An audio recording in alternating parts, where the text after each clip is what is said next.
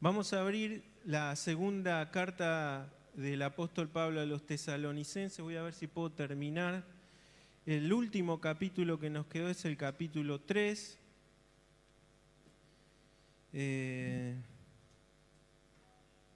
Es un capítulo bastante duro, si se quiere, porque sobre todo, como venimos viendo, a una iglesia que de todas las del Nuevo Testamento, Tesalónica parecería ser la más ejemplar, ¿sí? No tenía necesidad, Pablo dice en un momento, de hablarles de qué, ni de la fe ni del amor, porque estos hermanos habían sido ejemplares en toda la región y en muy poco tiempo, cuestión de meses nada más. Pablo ya estaba en otro lugar y ya había escuchado de cómo estos hermanos estaban comportándose. Ojo, no estaban cómodos donde estaban, Pablo había sido sacado por judíos, ¿se acuerdan? De Tesalónica a Berea, y los mismos judíos de Tesalónica se enteran que está en Berea y ¿qué hacen? Van a Berea, y ahí alborotan y Pablo tiene que salir. Y cuando escribe la primera carta, ya hay indicios de que estos hermanos no le estaban pasando bien, y algunos habían muerto por causa de esa persecución. La segunda carta los vuelve a fortalecer, a poner algunas doctrinas en orden, y en este último capítulo, vamos a leerlo de corrido y voy a ver si, por lo menos hacer foco en las cosas más importantes. Vamos a ver que termina esta carta también acentuando algo que aparentemente se desoyó en la primera y los problemas persistieron. Dice capítulo 3, verso 1, por lo demás, hermanos, o sea, ya les escribí casi todo, queda algo. Lo que queda, dice así, orad por nosotros, ¿para qué? Para que la palabra del Señor corra y sea glorificada así como lo fue entre vosotros, y para que seamos librados de hombres perversos y malos, porque no es de todos la fe. Pero fiel es el Señor, que os afirmará y guardará del mal. Y tenemos confianza respecto a vosotros en el Señor, en que hacéis y haréis lo que os hemos mandado. Y el Señor encamine vuestros corazones al amor de Dios y a la paciencia de Cristo. Pero os ordenamos, hermanos, en el nombre de nuestro Señor Jesucristo, que os apartéis de todo hermano que ande desordenadamente y no según la enseñanza que recibisteis de nosotros, porque vosotros mismos sabéis de qué manera debéis imitarnos, pues nosotros no anduvimos desordenadamente entre vosotros, ni comimos de balde el pan de nadie, sino que trabajamos con afán y fatiga día y noche, para no ser gravosos a ninguno de vosotros, no porque no tuviésemos derecho, sino por daros nosotros mismos un ejemplo para que nos imitaseis. Porque también cuando estábamos con vosotros os ordenábamos esto: si alguno no quiere trabajar, tampoco coma. Porque oímos que algunos de entre vosotros andan desordenadamente, no trabajando en nada, sino entremetiéndose en lo ajeno. A los tales mandamos y exhortamos por nuestro Señor Jesucristo, que trabajando sosegadamente coman su propio pan. Y vosotros, hermanos, no os canséis de hacer el bien. Si alguno no obedece a lo que decimos por medio de esta carta, a este señaladlo y no os juntéis con él, para que se avergüence, mas no lo tengáis por enemigo, sino amonestadle como al hermano o como a hermano. Y el mismo Señor de paz os dé siempre paz en toda manera. El Señor sea con todos vosotros. La salutación es de mi propia mano, de Pablo, que es el signo en toda carta mía. Así escribo. La gracia de nuestro Señor Jesucristo sea con todos vosotros. Amén. La gracia, ¿no? Pablo rodea siempre sus escritos desde el principio y finaliza con Si no es la gracia de Dios con nosotros, ¿qué podemos hacer? Nada, ¿no? Aún los mandatos que Pablo tenía para ellos, en los cuales él dice, confío de que ustedes van a hacer lo que les digo, porque no es palabra de hombre. Fíjense, las dos rogativas que tiene Pablo es en nombre de quién. 2 veces dice, les rogamos en nombre de quién. En nombre mío, que soy apóstol y tengo autoridad apostólica y están bajo mi cobertura. Dice así. En el nombre de nuestro Señor Jesucristo. Es decir, la autoridad que Pablo tiene no es propia de él.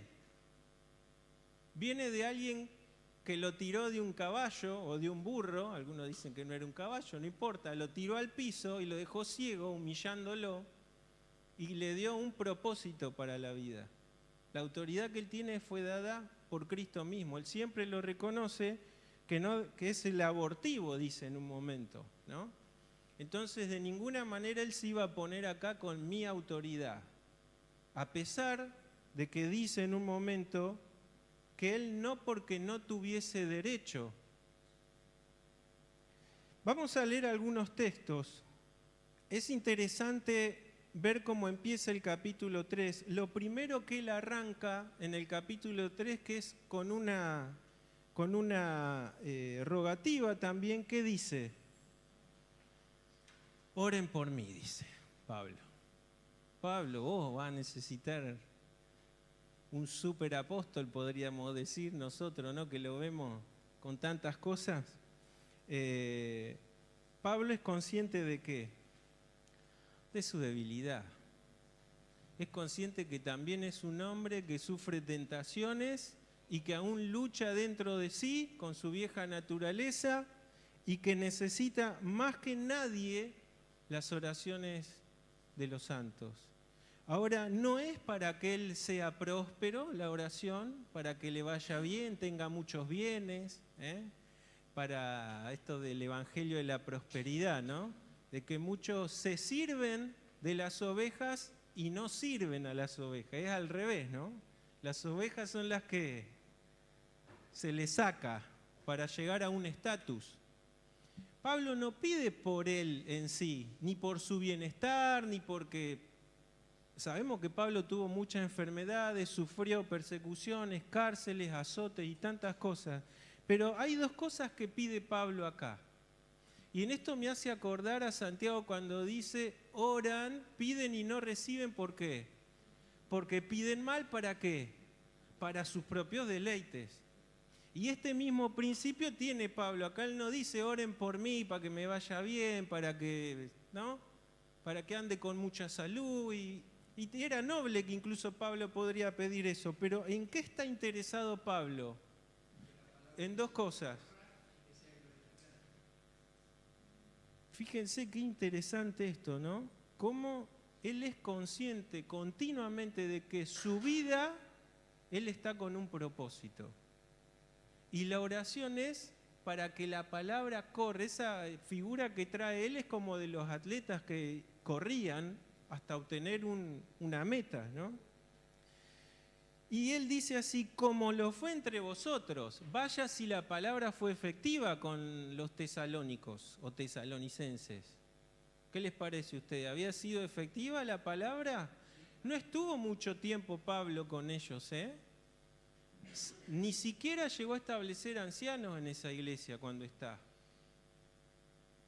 Sin embargo, la palabra de Dios había corrido y había sido glorificada en ellos. Lo segundo que pide Pablo, porque el evangelio tiene enemigos. ¿Qué les parece a ustedes? ¿Tenemos enemigos o no? ¿Son de carne y hueso? Nuestra lucha, dice, es contra principados, pero muchas veces esos principados utilizan ¿qué? Personas, a veces hasta gobernantes, ¿no? ¿Y qué dice que son esas personas? Perversos y ¿qué? Y malos. Pero que no somos todos malos, ¿no? No hay algunos que tienen la categoría estricta, ¿no? De ser perversos y malos. ¿Saben que a quién hacía principalmente foco Pablo en esto? A los judíos. En Tesalónica, en el primer escrito, nosotros no vamos a volver a eso porque estaría bueno, pero nos va a llevar mucho tiempo. Si ustedes van atrás, van a ver que habla de los judíos, dice, colman siempre, ¿qué cosa? Es como que colman siempre la medida para el juicio de Dios y continuamente se oponen, incluso dice Pablo, que le prediquemos a gentiles. Y continuamente si hay alguien que hoy categorizaría a Pablo, a alguien de antisemita, dice, este tipo, si no sabe que es Pablo, si escucha lo que hablaba de los judíos, dice, este es un antisemita bárbaro. Sin embargo, Pablo odiaba a su pueblo, a sus hermanos nacionales, no los odiaba, pero entendía que los que no tienen a Cristo y encima obran, están guiados por el enemigo. Jesús mismo a los fariseos que les dijo, ¿quién es su padre? Nuestro padre es Abraham, nosotros somos hijos de Abraham, tenemos la ley de Dios. Su padre es Satanás, le dijo Jesús. Ustedes son hijos de Satanás. Terrible, ¿no? Lo que Jesús les decía, cómo les habrá quedado la cara, ¿no? Después de haberles dicho. Por algo lo querían tantas veces apedrear al Señor. Pero es la realidad y lo que Jesús, la contrariedad que tuvo del mismo pueblo al cual fue a predicar y los suyos no le recibieron, la misma contrariedad sufrieron todos los discípulos en el primer siglo por parte de los judíos. ¿Desde dónde escribe la segunda carta Pablo? ¿Dónde estaba él? ¿Se acuerdan? Había estado en Atenas, ahí. Dice, se removían las tripas de la idolatría y termina ¿en dónde? En Corinto. Ahí se reúne el equipo, ¿se acuerdan? Desde Corinto, en Corinto está bastante tiempo, casi cerca de 2 años, y desde ahí escribe las cartas, ¿sí? ¿Qué le había pasado en Corinto a Pablo? ¿Se acuerdan? ¿Había tenido oposición o no? Un montonazo. Al punto de que él sintió miedo y el mismo Jesús se manifiesta y le dice, no tengas miedo, predica, porque yo acá tengo mucho ¿qué? Mucho pueblo.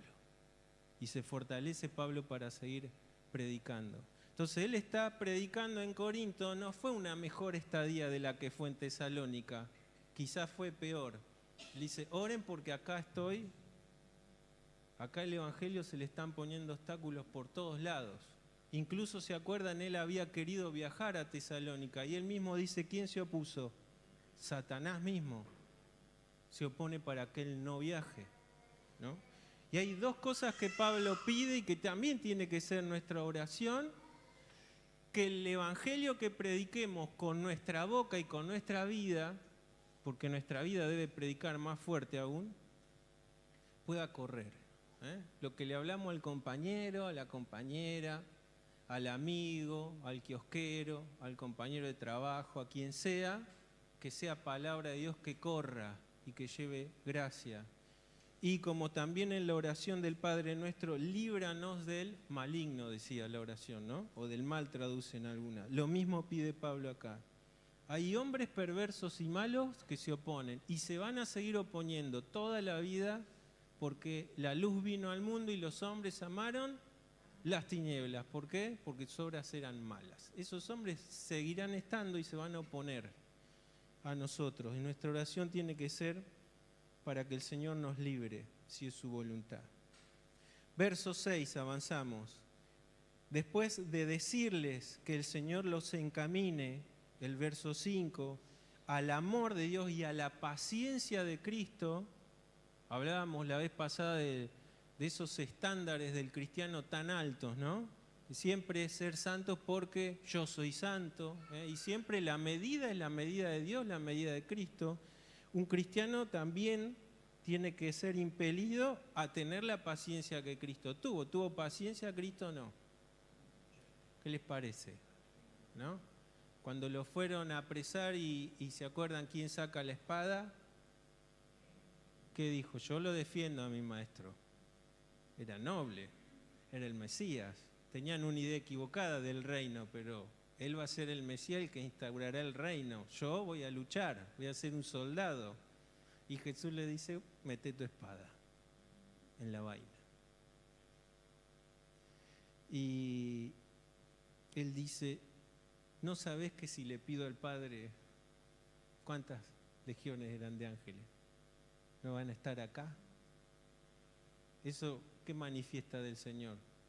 Una total sometimiento y paciencia, templanza y dominio propio.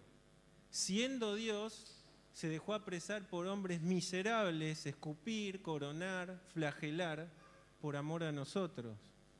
Y dice que esa paciencia, dice Pablo acá, qué paciencia, ¿no? Sea la que el Señor encamine en nuestros corazones, no solo al amor, sino a la paciencia de Cristo. Con esa paciencia ahora les da esta instrucción, una instrucción que para algunos podría ser severa, pero como anticipaba el domingo pasado, la iglesia del Señor tiene un punto de tolerancia. En las iglesias y las cartas a las iglesias del Apocalipsis, cuando veamos en varias de ellas, el Señor Jesús mismo le dice, tengo contra ti, ¿qué cosa? Que toleras tales y tales cosas, ¿no? Bueno, ¿qué pasó? En la primera carta, ahí en Primera Tesalonicenses, Pablo ya se había enterado que había ciertos, no eran todos, eran algunos, menos mal, ¿no? Pero esos algunos pocos estaban generando alteración. Primera Tesalonicenses 4:11 dice, y que procuréis tener tranquilidad y ocuparos en vuestros negocios y trabajar con vuestras manos de la manera que os hemos mandado, a fin de que os conduzcáis honradamente para con los de afuera y no tengáis necesidad de ¿qué? Miren, acá había un choque cultural, siempre hay que contextualizar. Los griegos no tenían en bien ver los labores manuales. Para ellos lo mejor eran los pensadores. Y por eso se abocaban muchos ¿a qué? A estudiar filosofías, algunos tomaban de todo, se paraban, daban algunos discursos y ¿qué esperaban a cambio? Rédito económico, ¿sí? Por eso cuando Pablo va, le dicen, este es otro palabrero, porque había una costumbre de esas. En cambio, la cultura judía veneraba, entre comillas, el trabajo manual. Los rabinos no podían cobrar por enseñar. Después se encontraron una chicana que era el de mostrarse mejores que otros y recibir donaciones. Pero no tenían ellos la autoridad para cobrar por enseñar. Y todo se les forzaba o se les obligaba a tener un oficio. Por eso Pablo, a donde va, ¿qué hace? Trabaja, porque él tenía un oficio, él había sido instruido. Incluso hay una frase que ellos acuñaban, que yo la anoté por acá porque me pareció correcta y creo que es una frase que trasciende a los tiempos. Dice, el que no le enseña a su hijo una profesión, le enseña a robar. Ese era el lema que ellos tenían y por eso para ellos era honrado el trabajo manual. ¿Y qué dice Pablo acá? No se dejen llevar por la cultura griega, sino que usen sus manos, trabajen, porque eso es digno, para tener para ustedes y para los demás. No se los dice en vano, porque había ya hermanitos que ya estaban holgazaneando en esa época. Y llegamos al capítulo 5 de Primera Tesalonicenses y nosotros vemos que ahí Pablo, ¿se acuerdan? Había 3 grupos de hermanos a los cuales le dice la iglesia se tenía que ocupar. No se van a acordar, pero ahora les voy a hacer recordar el capítulo 5:14 que dice, también os rogamos, fíjense cómo las rogativas importantes hay que hacer, puntualizar esto. ¿Qué dice? Amonestéis a quiénes. A los ociosos. Después dice, alentar a quienes, los de poco ánimo, y sostener a los débiles, y otra vez, miren, pacientes para con todo, ¿no? Siempre si no tenemos paciencia, se pierde el oficio, ¿no? Así que fíjense como ya en la primer escrito de Pablo ya le está haciendo hincapié.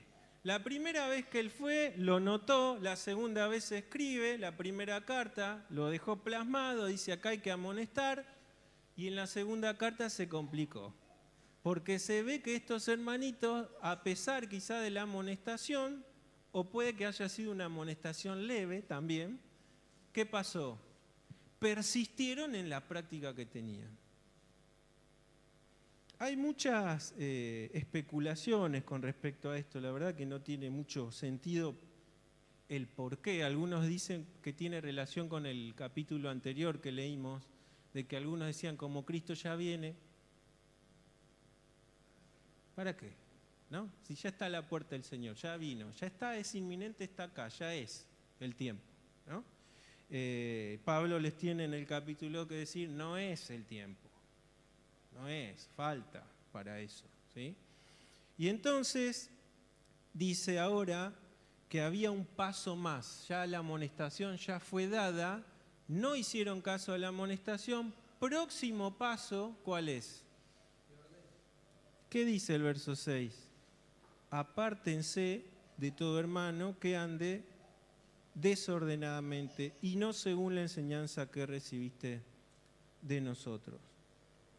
Es interesante ver cuando uno estudia la disciplina dentro de la iglesia. Decíamos el domingo pasado que se nos insta siempre como mandamiento ¿a qué? A amar.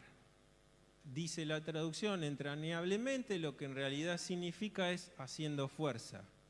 Hay algunos hermanitos que requieren más fuerzas que otras, es la realidad, ¿no? Pero la idea es no dejar que el músculo se relaje y mantener tensión. Pero decimos que ese amor, ese manto de amor, no significa tolerar prácticas contrarias, morales o doctrinales de la palabra de Dios. Entonces, cuando se hizo el llamado primero, después la amonestación, y aún así persisten en la práctica o en la conducta, el próximo paso es que la iglesia muestre un comportamiento en desagrado a esa persona. Y entonces dice, apártense. ¿Qué va a mostrar? Dice, fíjense, el verso 14, si alguno no obedece, señaladlo, no se sabe bien de qué forma lo harían, pero algunos dicen que Pablo está diciendo que mientras lean la carta ya estén pensando en su mente y ya lo ubiquen, es aquel, es Raulito, ¿no? Y algunos dicen que era un señalamiento formal delante de la congregación. Y lo segundo, vuelve a repetir que no se junten con él. ¿Para qué? Para que se avergüence. Algunas de las cosas que vemos en la disciplina de la iglesia, ya el Señor Jesús lo había establecido en la cultura y en las prácticas también judías. Los judíos tenían ancianos. En las sinagogas había ancianos también. De ahí se hereda también la práctica de la iglesia que trae de la sinagoga el hecho de que haya ancianos. Él dice, fíjense, en Mateo 18, es un texto conocido, lo hemos leído ya antes, Mateo 17, 18. Verso 15 dice, por tanto, si tu hermano peca contra ti, ve y repréndele estando tú y él solos. Si te oyere, has ganado a tu hermano. Mas si no te oyere, toma aún contigo a uno o dos para que en boca de 2 o 3 testigos conste toda palabra. 17. Si no los oyere a ellos, dilo a quién. Fíjense cómo va escalando el tema. Aunque este es un problema distinto porque surge de un problema personal, ¿sí? El principio es el mismo. Después de transitar algunos pasos, directamente se señala públicamente, ¿sí? ¿Y qué dice después? Si no oyere, ¿a quién? A la iglesia. Ahí hay una norma ya que sería lo último, que es tenle por ¿Qué está diciendo ahí el Señor Jesús? Exactamente. Considera volver a predicarle porque este es un religioso más, quizás está sentado ahí, pero está haciendo lo que se le antoja y encima está alterando, ¿sí? Si bien está en un contexto de que algo personal termina siendo algo que involucra a toda la iglesia, el concepto y el principio es el mismo. Hay un problema con alguien o varios que tienen una conducta que lleva a una conducta inmoral cristiana, ¿sí? Porque no parte solo de la ética o de la doctrina, sino a una práctica inmoral.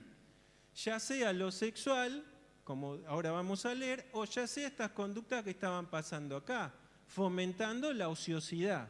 Pero no es que no trabajaban en nada, en algo sí se ocupaban. ¿En qué se ocupaban? En meterse en los asuntos de los demás. Como la iglesia y bajo el manto del amor, la iglesia cubre al necesitado, ellos erogarían el derecho de decir, la iglesia me tiene que mantener.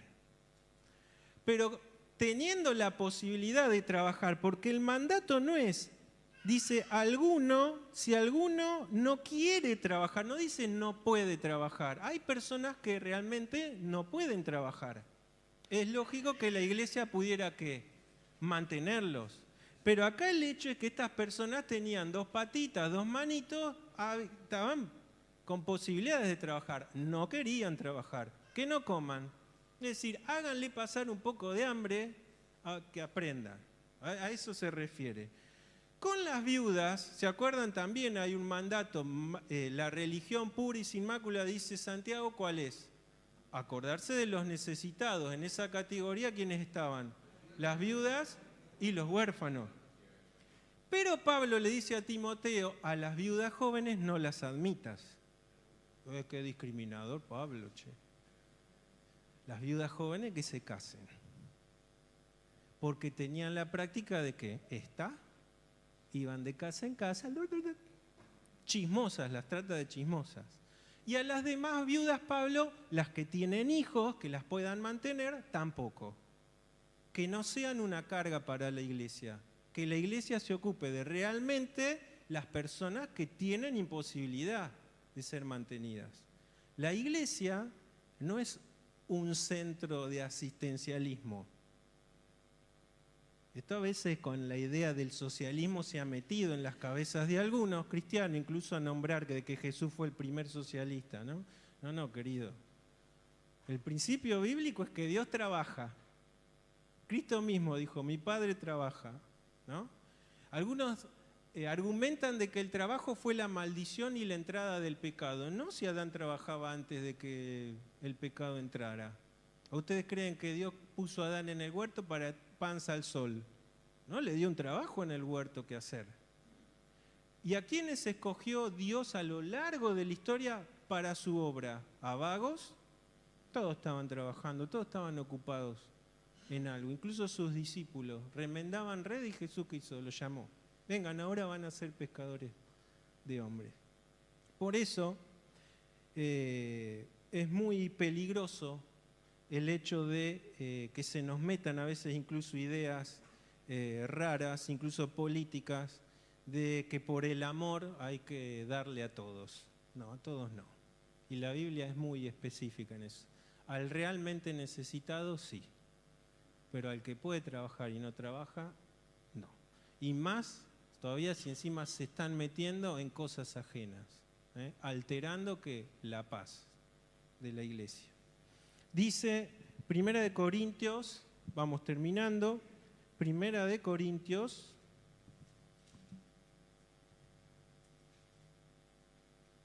acá pasaban cosas más severas todavía en esta iglesia, mucho más severas. 1 Corintios 5, 9 al 13. Dice, os he escrito por carta que no os juntéis con ¿quiénes?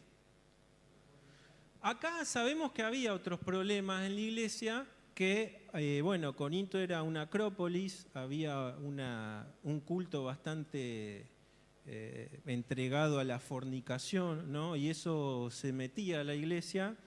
y hermanitos que ahora eran hermanos en Cristo mantenían estas prácticas y después de haber sido amonestados seguían con estas prácticas. ¿Y qué hay que hacer con ellos? No te juntes, no tengas comunión. Eso es lo que le está diciendo Pablo.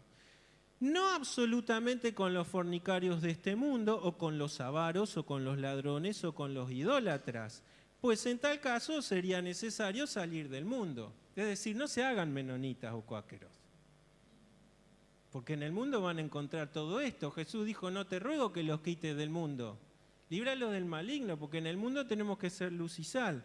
Pero el 11 les aclara, más bien os escribí que no se junten con ninguno que llamándose ¿qué? O sea, uno que se congrega con ustedes, que fuere ¿qué? Fornicario, avaro, idólatra, maldiciente, borracho o ladrón. ¿Qué dice? Con el tal ni aún comáis. Nosotros esto por ahí con nuestra cultura occidental no entendemos qué significa el no comer. Para los orientales, invitar a alguien a comer a la casa era un signo completamente de filiación. Era el comer era... por eso cuando Pablo enfrenta cara a cara a Pedro, dice, comía con los gentiles, pero cuando vinieron los de Jerusalén, ¿qué hizo? Lo invitaban a comer y ¿qué? Iba y se aislaba ¿con quién? Con los judíos. Esto era una ofensa terrible culturalmente, porque es una práctica que él hacía, él mostraba una total comunión, filiación al comer en la casa de los gentiles, y al dejar de congregarse y comer en su casa y juntarse con los judíos, primero que estaba avalando una falsa doctrina judaizante que decía que ellos eran enviados de Jerusalén y que los cristianos ¿qué tenían que hacer? Circuncidarse y practicar la ley. Primero estaba avalando eso Pedro, pero después estaba despreciando ¿a quiénes? A otros hermanos con los que él primero se juntó. Por eso, cuando uno lee y dice, che, Pablo no siguió esto de primero llamarlo aparte, ¿vieron lo que acabamos de leer? Pablo, ¿qué hizo? Lo confrontó directamente en público, porque hasta Bernabé, que era su amigo, había sido llevado por esta práctica. O sea, grave peligro corría que la iglesia, ¿sí? Y esa podríamos decir que fue una excepción a la regla, pero quien toma esa iniciativa no es un cualquiera, es otro apóstol igual que Pedro. No lo confronta cualquiera a Pedro, ¿no? Pero fíjense acá ya hay más categorías de hermanitos con los cuales no hay que juntarse. Y seguramente la categoría podría seguirse nombrando, ¿no? Pero fíjense, cuando hay hábitos instaurados que a pesar de la amonestación se siguen teniendo dentro del núcleo, ¿qué hay que hacer? No juntarse. Dice el verso 12, porque ¿qué razón tendría yo para juzgar a los que están afuera? ¿No juzgáis vosotros a los que están adentro? Porque a los que están fuera Dios juzgará. ¿Qué dice después? Quitad pues a ese perverso de entre vosotros.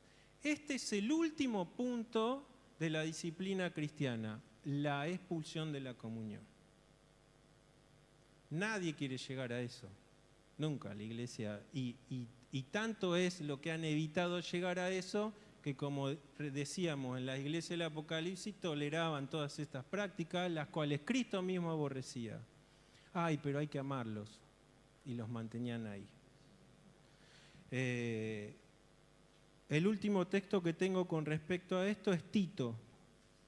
Tito 3:10.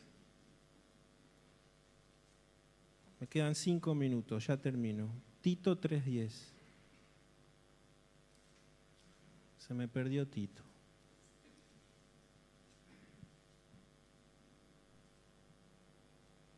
Ahí está. Al hombre que cause divisiones. Este hombre es el murmurador,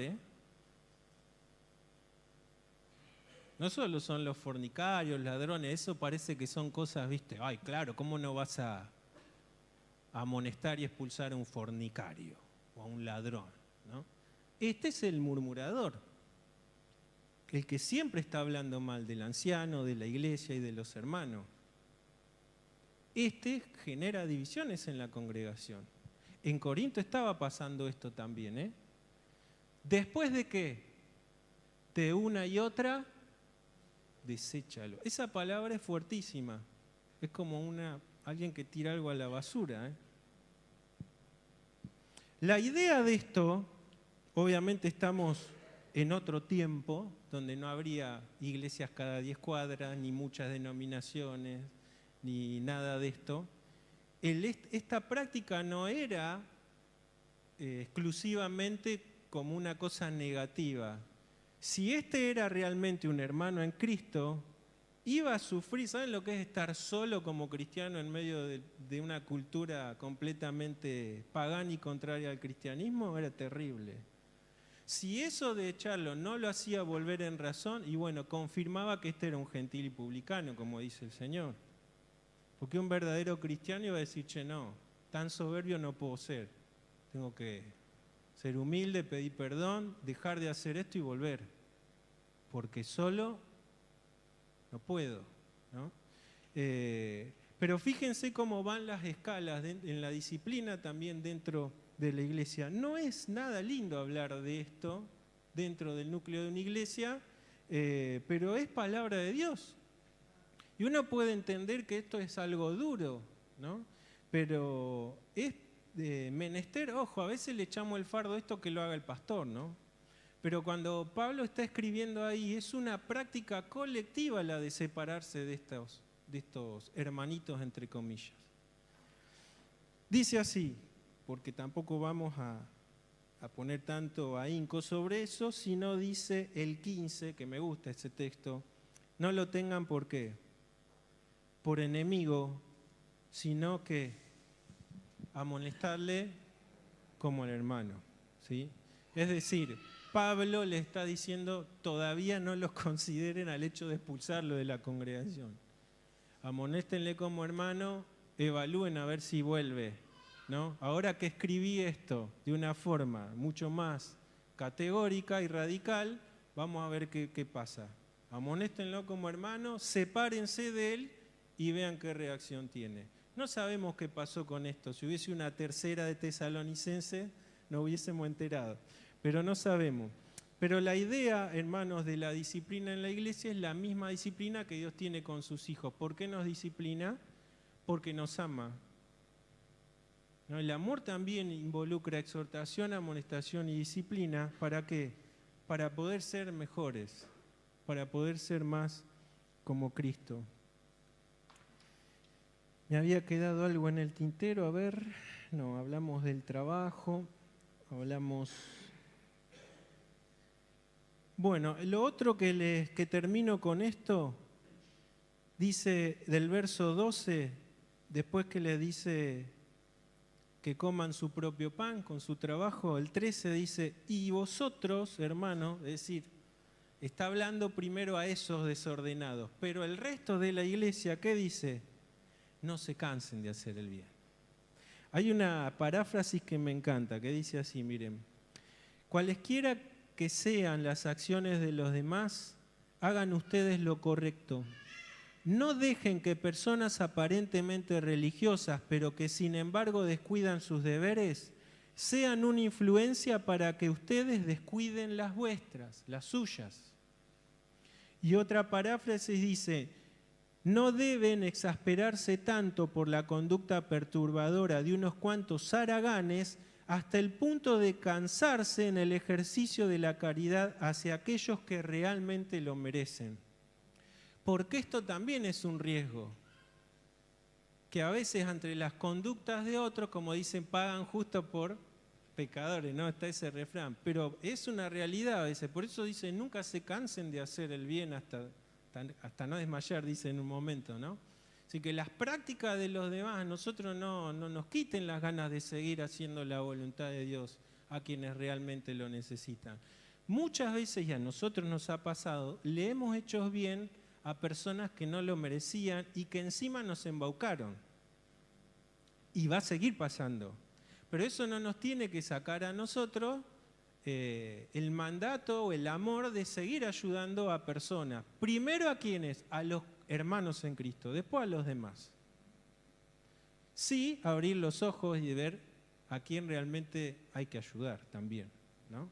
No dar por dar. La iglesia tiene que ser buena administradora de los recursos que Dios nos da, para suplir a quien lo necesita.